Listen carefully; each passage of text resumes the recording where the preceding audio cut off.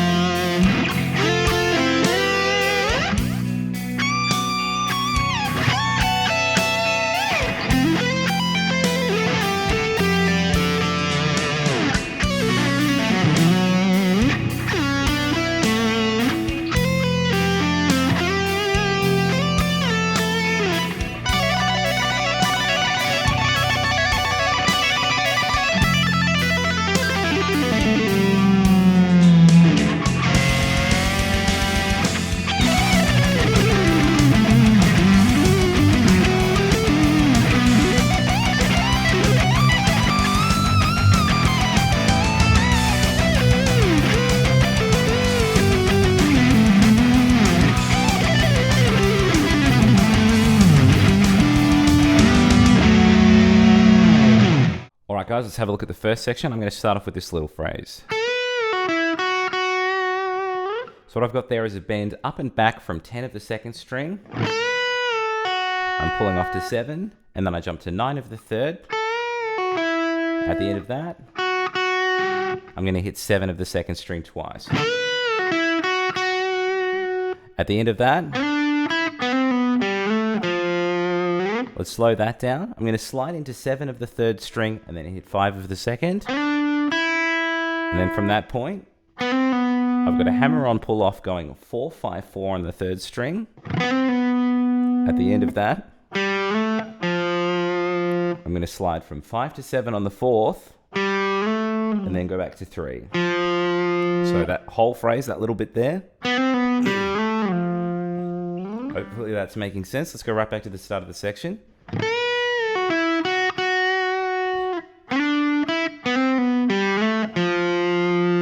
Okay, hopefully that's all making sense. Then I work into this phrase. So what I have here is I've got a sort of a small slide into 6 of the second string. I'm going to hit it again when I get there. Jump to 5 of the third. And then slide from 6 to 8. All together. Hopefully that's all making sense. Let's have a look at the second half of the section and then we'll put it all together at the end. I work into this phrase. There's a harmony going over the top of that as well. I'm starting off with a big bend from 21 of the first string. It's only a semitone actually, but it just feels so fist-raising. I'm going to bring it back down to its rest position at 21 and give it some cheeky vibrato. At that point, I have a grace note slide from 14 to 17 on the first string, and then I want to play 14, 12, 12 on the first string. Let's put that all together. Hopefully that's making sense. And then I go into sort of a string skipped major 7th arpeggio. It's kind of a C major 7 kind of deal. So what I'm doing here is I'm playing 15 to 19 on the 5th. Then I'm playing 16, 17 on the 3rd. And then when I get to the first string, so I'm doing string skips every time. I'm playing 15, 19, 15 again as a hammer-on pull-off. And don't rush that hammer-on pull-off. I know it's tempting to do something fast and sassy, but just keep them all an equal distance apart.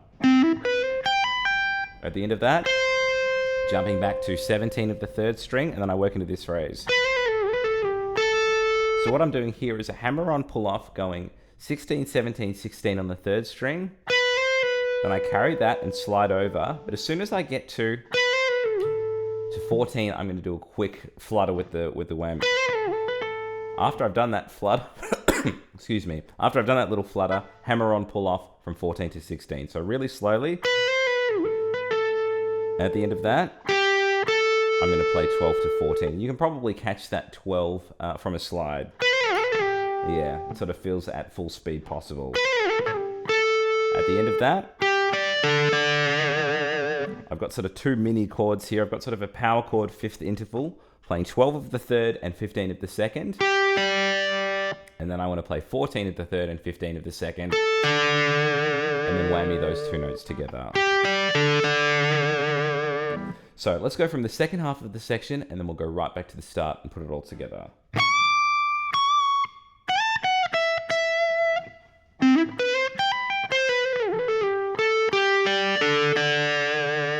All right, let's go right back to the start now.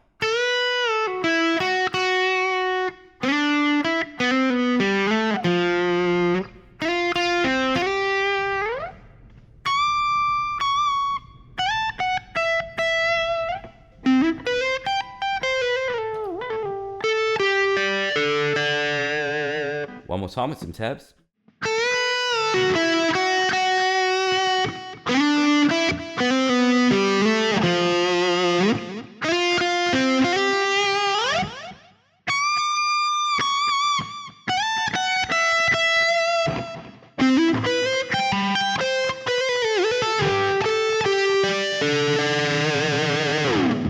All right, guys, let's have a look at the second section. I'm going to start off with a pretty sexy kind of D major 7 arpeggio kind of dealio. What I've got at the start of that, I'm playing 10, 9, and then 5 on the first string. So if you're finding that sort of stretch a little bit offensive, you can always slide that 10 back into 9 and then do the pull off to 5. I just find the articulation of the notes is a little bit better if I've got them all singly fretted. At the end of that, what I'm doing here is sort of a mini sweep. I'm playing 7 of the second string, 7 of the third, and then sliding that back a semitone to fret 6. Okay, from that point I work into this phrase.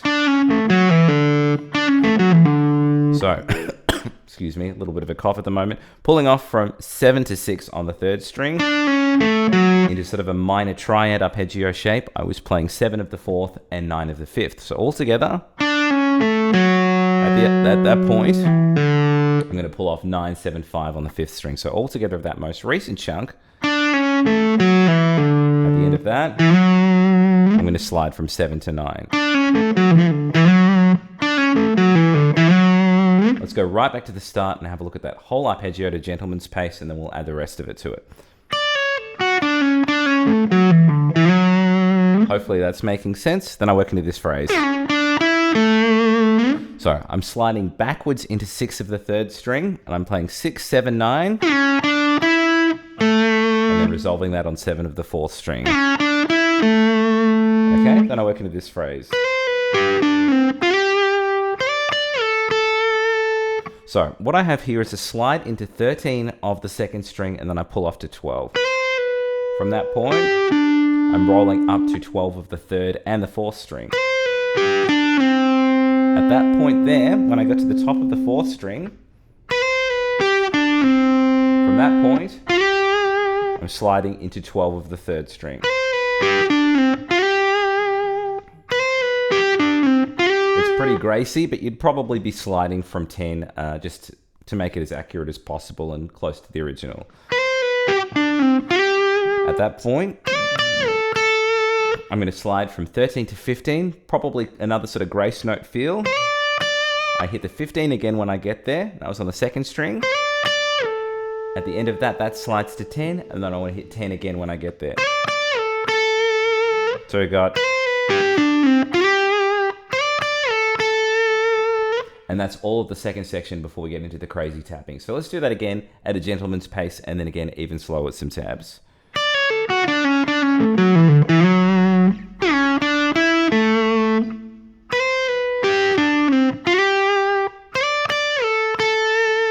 One more time with some tabs.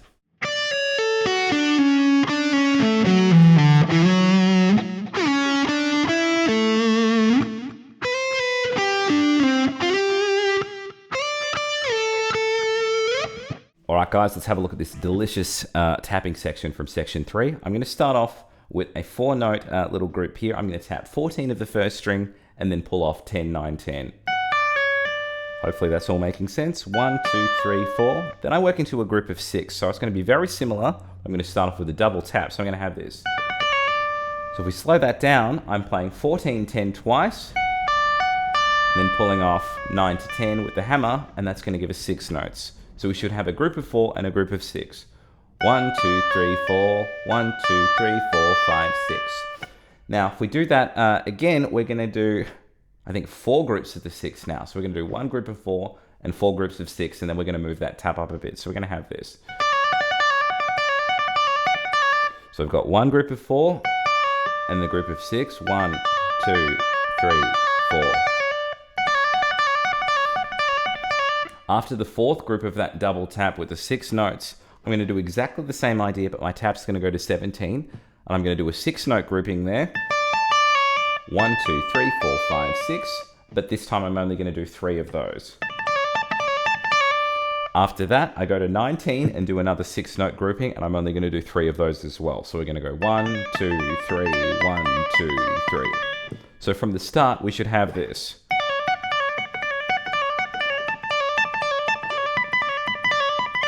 Hopefully that's all making sense.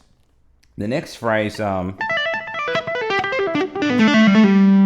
is working down. I guess it's a little bit strange because it doesn't really make sense with the key signature, but it sounds amazing because it's very B minor sounding, and this shape is actually the 5th position of the E minor pentatonic. So if we quickly go through that, I'm playing 12-10 on the first 2 strings, 12-9 on the 3rd and 4th string, and then 12-10 on the 5th. And obviously, if we're going all the way, we'd play 12-10 again on the 6th string, but we don't need that for this situation. So, similar, I guess, style of tapping, we just have some string changes here. Please excuse this cough. I'm starting off with a tap from 17 of the 1st string. This is going to be a 4-note grouping again.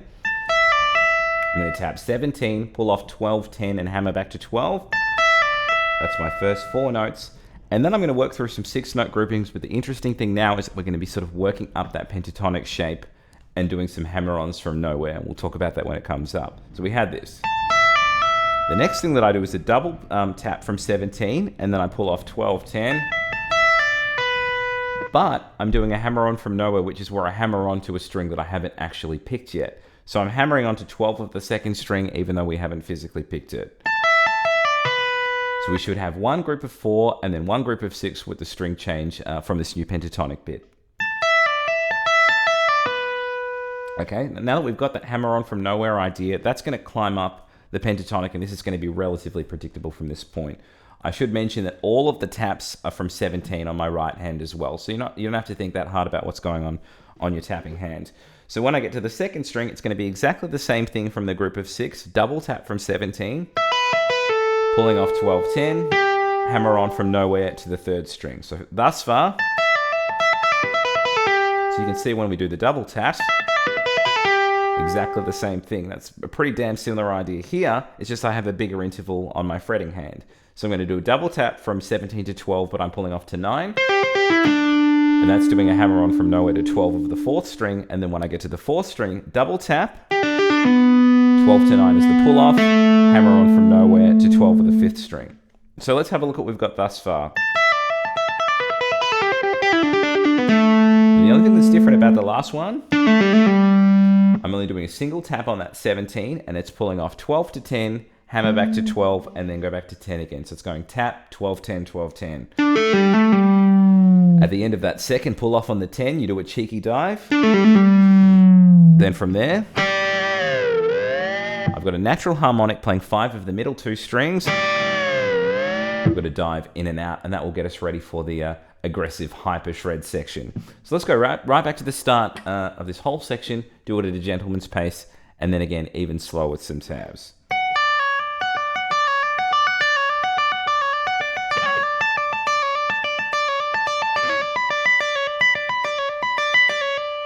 And from that point,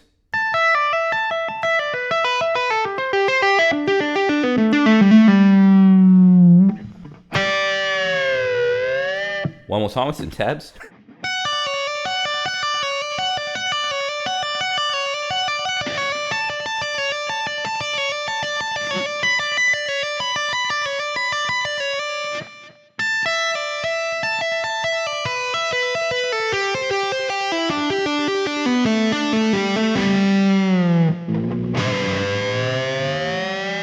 Okay, let's have a look at the 4th section. This is when things get a little bit cray-cray. I'm going to start off with this little shred pattern. So it sounds a lot harder than it is, I think, because we're just rolling through, I guess, what would be a 3-note per string D major shape. And I'm just rolling in groups of 7, which sounds harder than it is. If I'm doing a 3-note pattern and I go descend, descend, and then descend again, when I roll backwards, forwards, backwards, I'm going to end up with 7 notes. 1, 2, 3, 4, 5, 6, 7. And that's going to be the same on all 4 strings that we're dealing with. So I'm going to start from 15 at the first string and play 15, 14, 12, and then go backwards and forwards till I have 7 notes. 1, 2, 3, 4, 5, 6, 7. And I'm going to do the exact same thing on the second string. And that was working with 15, 14, 12 on the second string as well. So back to back. Then when I get to the third string, I'm going to be playing 14, 12, 11, and we're going to do a descend, an ascend, and a descend again, and that's going to give us 7 notes. 1, 2, 3, 4, 5, 6, 7, and the same on the fourth. 1, 2, 3, 4, 5, 6, 7. So we should have 4 groups of 7 now. At the end of that, I'm going to hit 12 of the 5th string twice. And that's the main meat and veg of the section. There is a little arpeggio that follows it. Then I work into this. Let's slow that down. I'm going to slide in to a G, which is fret 10 of the 5th string. And then I hammer into a major 7 arpeggio. So I'm going to play 10 to 14. And then I play 12 of the 4th string. And then what I want to do here is do a hammer on, pull off 11, 10, 11. Sorry, 11, 12, 11. And then reverse down that arpeggio. So all together, 12, 14, 10. At the end of that, let's slow that down. I'm going to slide into 11 of the 3rd string and play 11, 12, 14, and then jump to 12 of the 4th. I'm going to hit that offbeat B on 14. That's going to set us up for the crazy sweeps of section 5. So we're going to have this from the arpeggio.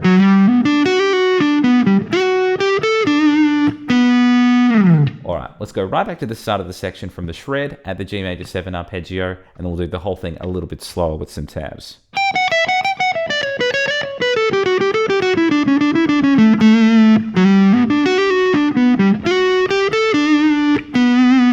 One more time with some tabs.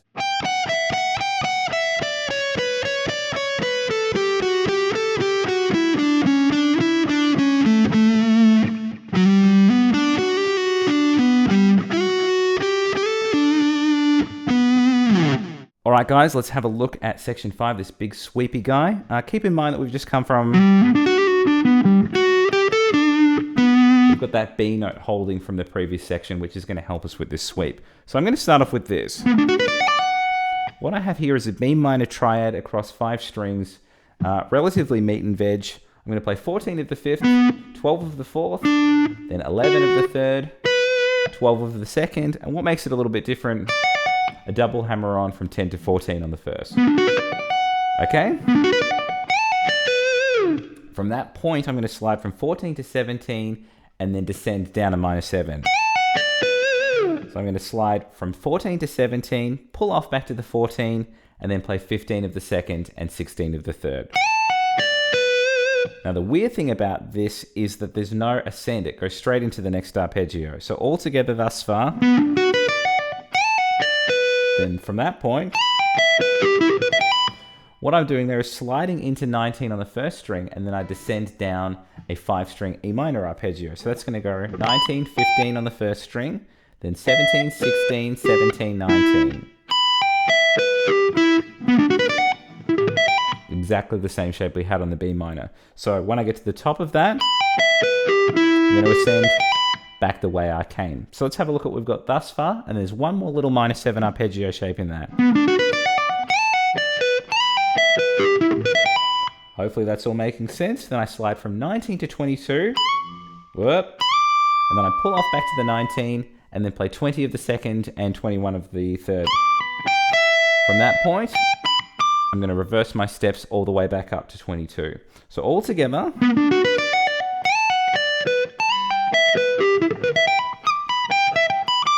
hopefully that's all making sense. The next thing I do is I want to bend the 22nd fret a full tone and then a tone and a half. Then it works into this phrase. Sorry. So we got... This is a really, really delicious phrase. So as I said before, a tone and then a tone and a half. Then we work into this phrase. So it's basically a major arpeggio. I've just got one extra note in there. So I was playing 22, 20, 19 on the first. Then 20 of the second, 19 of the third. At the end of that, this is going all the way up to 24. So if you don't have 22 frets, I'm very sorry if you've stuck with me this long, but you can always make believe there is a fret there. I'm sliding from 20 to 22 on the second string, and then I'm playing 24 of the first string. So it goes. At the end of that, I've got a bend from 22 on the second string, and then I'm going to play... What I have there is 19, 21, and 16 on the third. So we've got... Hopefully that's making sense. Then I work into this phrase.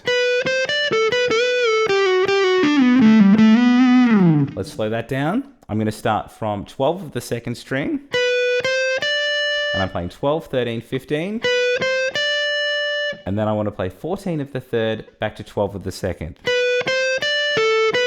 At the end of that, this is kind of strange. I've got a bend from 14 of the third, but the position shift is really important here. So to a slide backwards from 12 to 11, then a pull off from 12 to 11. So the notes are the same twice, but I'm expressing them differently. So from the most recent chunk,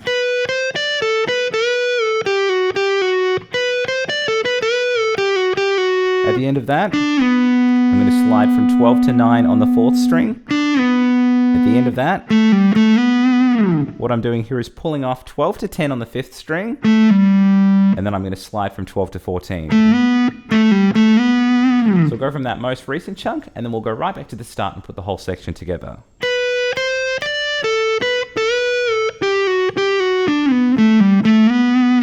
All right, let's go right back to the start with those cheeky sweeps, all of those crazy bends, and then that last phrase. Here we go.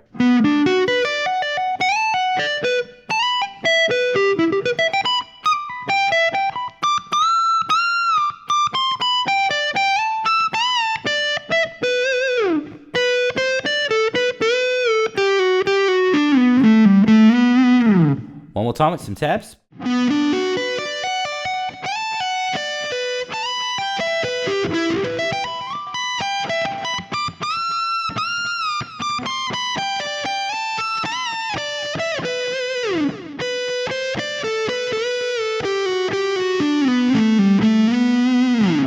Okay, so the last section does kind of mix shredding and legato. It's a little bit tricky, but it's pretty cool. So we'll just work it in chunks. I'm going to start off with a rolling legato playing 14, 15, 17, and then 15, 14 on the first string, and that will give us 5 notes. Okay, then I'm going to quickly drift into a quick shred. It's the same 3 notes twice. I'm playing 17, 15, 13. And then I have another rolling group of 5. It's exactly the same thing we saw at the start, but now I'm going from 12 of the second string. It's going to go 12, 13, 15, 13, 12, and that was a 5-note group. So we should have a rolling 5-note group, a shredded 6-note group, and another rolling 5-note group. Okay, now we're going to go back to what we had. I think it was in section 4.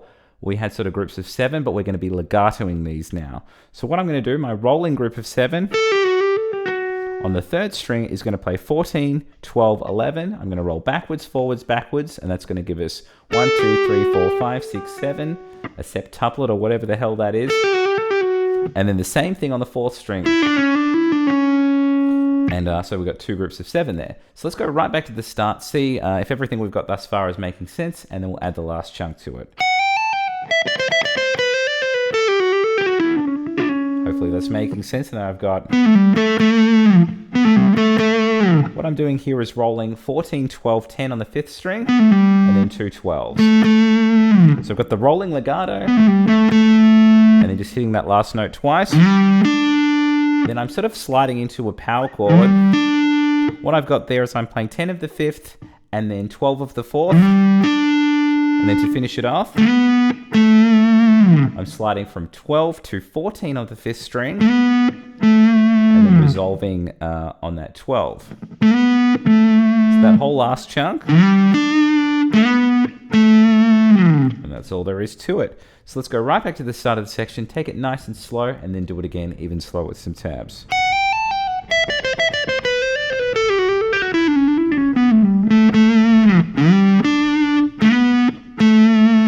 One more time with some tabs.